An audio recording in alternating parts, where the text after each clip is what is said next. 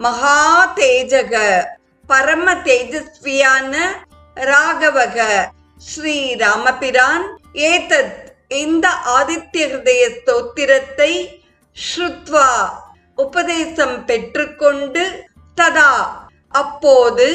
பிரயதாத்மவான் அந்த மகா மந்திரத்தை ஜபம் செய்வதில் மிகவும் முயற்சியுள்ளவராயும் சுப்ரீதக சன் சந்தோஷமான மனதை பெற்றவராகவும் இருந்து கொண்டு தாரயாமாச இந்த ஆதித்ய ஹிருதய ஸ்தோத்திரத்தை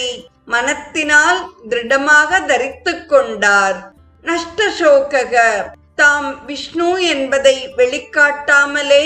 மனித பாவத்துடனே ராவணனை எவ்விதம் வதம் செய்வது என்று அந்த நிமிட பர்யந்தம் இருந்த கவலையை விட்டவராகவும் அபவத் ஆனார். த்ரிஹி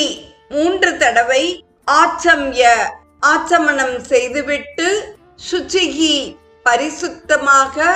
பூத்வா ஆகி தனுகு தம் வில்லை ஆதாய எடுத்துக்கொண்டு